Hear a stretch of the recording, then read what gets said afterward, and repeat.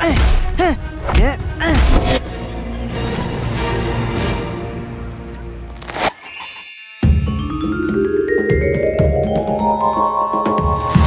না না, এ কিছুতেই হতে পারে না, অসম্ভব। তো কিন্তু হয়েছে বস, তাহলে এখন কি করব? Plan B. আমি কে দেখতে চাস?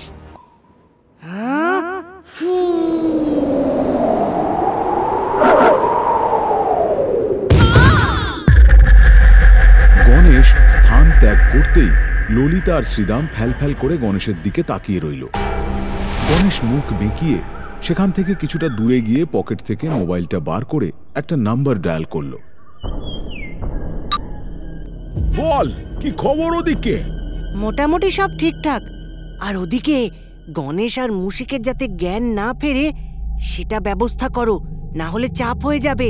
এখনো দুজনের জ্ঞান ফেরেনি, আর জ্ঞান ফিরলেও আবার ঘুম পাড়িয়ে দেব। তার মধ্যে তোকে কিন্তু সব কাজ সেরে ফেলতে হবে, বুঝলি?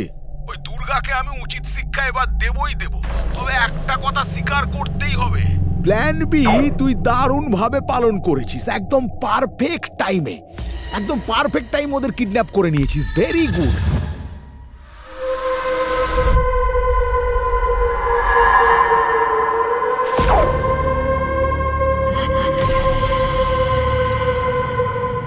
আচ্ছা, এবার একটা কথা বলতো, তুই যে নকল গণেশ, সেটা কেউ সন্দেহ করেনি তো? আমার মনে হচ্ছে ওই দুর্গা আমাকে সন্দেহ করেছে। সন্দেহ করার তো কথা নয়, তুই কি এমন বলেছিস যে তোকে সন্দেহ করছে? আরে আমি কি করে জানবো? গণেশ ওই মহাদেব আর দুর্গাকে আগেকার মতো আপনি দিয়ে নয়, বরং মডার্ন ওয়েতে তুমি দিয়ে কথা বলে। তাদের পিতামাতা নয়, বরং মম ড্যাড বলে ডাকে। আর গণেশের ওই সাথে থাকা ওই দুটো পুঁচকে ছেলে মেয়ে একটু আগে আমাকে ইরিটেট করেছিল, তাই ওদের এমন ফুঁ দিয়েছি ওরা ছিটকে গিয়ে দূরে পড়েছে। তা ভালোই করেছিস। তুই কি একাই মডার্ন হয়েছিস নাকি? ওরাও তো মডার্ন হয়েছে, সেই খেয়াল তুই রাখবি না? আরে দূর, আমি হাঁপিয়ে যাচ্ছি। বাই দ্য ওয়ে, আমার খুব চিকেন 65 খেতে ইচ্ছে করছে। তুই ভুলে যাস না, তুই এখন গণেশ। তুই কটা দিন চিকেন খাওয়া বন্ধ রেখে মিষ্টি আর ফলমূল খা। ওই দুটোর জ্ঞান না ফেরা অবধি তুই ওখানেই থাকবি, কেমন? যতক্ষণ না আমি বদলা নিতে পারছি, আমার মন কিছুতেই শান্ত হচ্ছে না। আর শোন, মহাদেব আর দুর্গার সামনে একদম ওভার অ্যাক্টিং করবি না। না না, একদম না। ধরা পড়লে কিন্তু। আরে বস, তুমি একদম চিন্তা করো না, আমি এদিকটা সামলে দেব। তুমি শুধু ওদিকটা ভালো করে দেখো, ঠিক আছে? আর কিছুক্ষণের মধ্যেই সূর্য অস্ত যাবে। তাড়াতাড়ি কৈলাসে ফের। আকাশে চাঁদ উঠলেই তুই কিন্তু আর গণেশ রূপে থাকতে পারবি না। তুই তখন তোর আসল রূপে ফিরে আসবি, এটা ভুলে যাস না। ঠিক আছে, চল, কল কাটলাম। হ্যাঁ হ্যাঁ, ঠিক আছে। শোন, চা খেতে যাচ্ছি আমি, কেমন? গলাটা একদম শুকিয়ে গেছে। তোরা দুজন দেখিস এই দুটো যেন এখান থেকে পালিয়ে না যায়। তুমি একদম চিন্তা করো না বস, আমরা আছি। বস ঘর থেকে বেরিয়ে যেতেই, কি বুঝলে বস? শুনে যা বুঝলাম, ব্যাপারখানা বেশ গন্ডগোল। তুই আর আমি যদি এখানে থাকি, তাহলে কৈলাসে কে আছে? আমাদের তাড়াতাড়ি এখান থেকে বেরোতে হবে। তোমার তো হাত পা বাঁধা, তারপর দুজন অসুর পাহারা দিচ্ছে, এখান থেকে বেরোবো কি করে? তুই বরং এক কাজ কর, তোর দাঁত দিয়ে আমার হাতের আর পায়ের দড়িটা কেটে দে।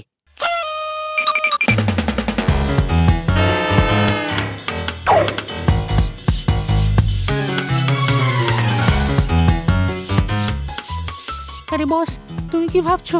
তাড়াতাড়ি চলো, ওই অসুর দুটো তো ঘুমোচ্ছে। কিরে, তুই হাসছিস কেন? সাধেই কি ওরা অসুর?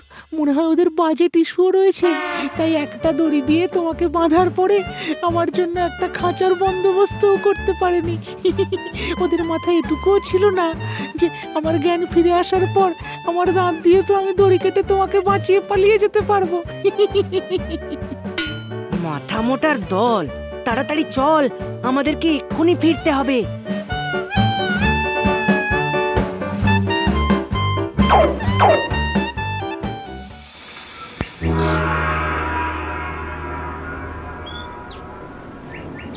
গনু, এই রে, হাতের চিকেনটা কি করব? মহাদেব এখানে কেন? আর কিছুক্ষণের মধ্যেই তো সূর্যাস্ত হবে। তাহলে কি আমি ধরা পড়ে গেলাম? এই গনু, কি করছিস? দরজাটা খোল। একটু দাঁড়াও, খুলছি।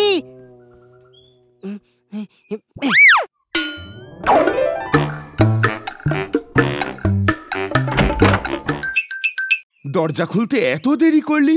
কি করছিলি এতক্ষণ ধরে?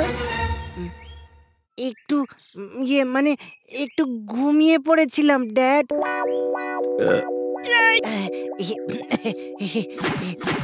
আমার তো মনে হচ্ছে তুই অন্য কিছু করছিলি। চিকেন চিকেন গন্ধ আসছে কোথা থেকে? কি যে বলো না তুমি ড্যাড, এখানে চিকেন চিকেন কোথা থেকে আসবে?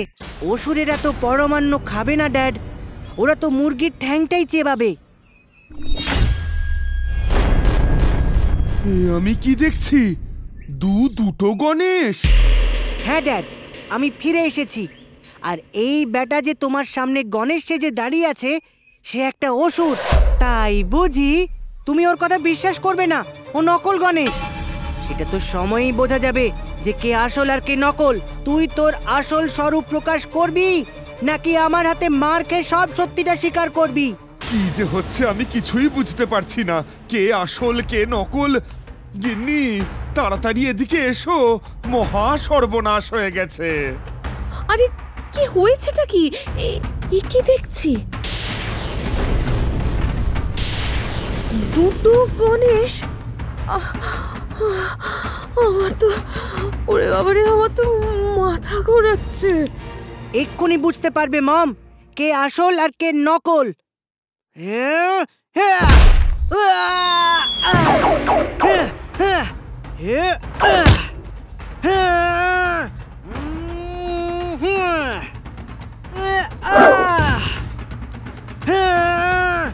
কি গো, আমি তো কিছুই বুঝতে পারছি না। আর কতক্ষণ লড়াই চলবে? তুমি কিছু একটা করো। যা করার গনুই করবে, তুমি শুধু অপেক্ষা করো। এখন তো আমিও বুঝতে পারছি না যে আসলকে আর নকলকে, কিন্তু একটা উপায় আছে। সূর্য অস্ত গেলেই এদের মধ্যে কেউ একজন নিজের আসল রূপে ফিরে আসবে, তাই সূর্য ডোবা অবধি আমাদেরকে অপেক্ষা করতেই হবে। কিছুক্ষণের মধ্যেই সূর্য অস্ত গেল, আর তার সঙ্গে সঙ্গেই নকল গণেশের আসল আসরিক চেহারা প্রকাশ পেল। আরে, এটা তো সিঙ্গারা। দূর, ওটা সিন্দুরা। ওই হলো কিছু একটা। গনু!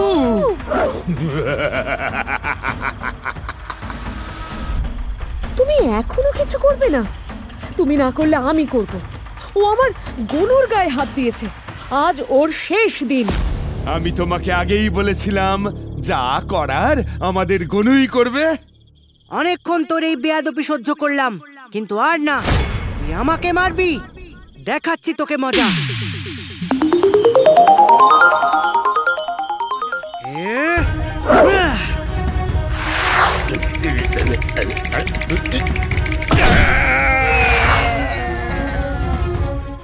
বেটা এসেছিল আমাকে মারতে, বলো দেখটা।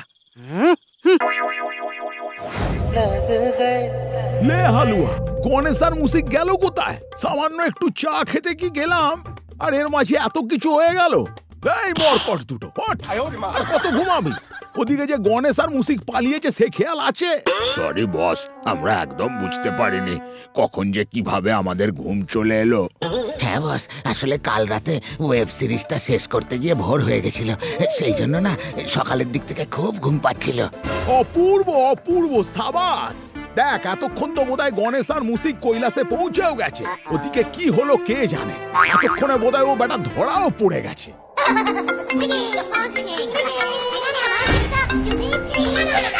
বল সিঙ্গারা, এদিকে তো গণেশ পালিয়েছে। তুই তাড়াতাড়ি চলে আয়, ধরা পড়ে গেলে তোকে আর আমাকে বাঁচতে দেবে না। আমাকে মারতে পাঠিয়েছিলি তাই তো? একটা ভালো হসপিটালে অ্যাডভান্স বেড বুক করে রাখ, কাজে লাগবে। কি গণেশ তুই? এই, তোর এত বড় সাহস! তোর সিন্দুরাকে প্রাণে মারলাম না, অপেক্ষা কর। আর কিছুক্ষণের মধ্যেই তোর সামনে এসে পড়বে। এরপর আমার বা আমার ফ্যামিলির কারোর পেছনে লাগতে এলে বা কিডন্যাপ করার কথা ভাবলে এর ফল কিন্তু ভালো হবে না। কলটা কেটে দিল। আমি মহিষাসুর, আমার কল কেটে দিল, আমার। একটা আওয়াজ আসছে, তোরা শুনতে পাচ্ছিস? বস সরে দাঁড়াও। হ্যাঁ বস। এ কি অবস্থা হয়েছে তোর? যাওয়ার আগে যে বলে গেলি তুই তোর কালমা দেখাবি, এখন তো কালমা দেখানোর জায়গায় কলমি শাকের মতো নেতিয়ে পড়ে আছিস। চি চি চি চি চি। আমাকে কি মারলো বস? এই জন্মে মনে হয় আমি আর দাঁড়াতে পারবো না, আমার কোমরটা মেরে ভেঙে দিয়েছে গো। এই চুপ! হতচ্ছাড়া গণেশকে তো হারাতে পারলি না, উল্টে আমার খরচা বাড়িয়ে দিলি, আবার এখন খাচ্ছে। চুপ কর। চুপ! আমি এবারও হেরে গেলাম। যা, জেতা আমার যে কবে হবে, কিন্তু আর না, এর বদলা এইবার আমি নেবই। এবার আমার ফুল প্রুফ প্ল্যান আসছে।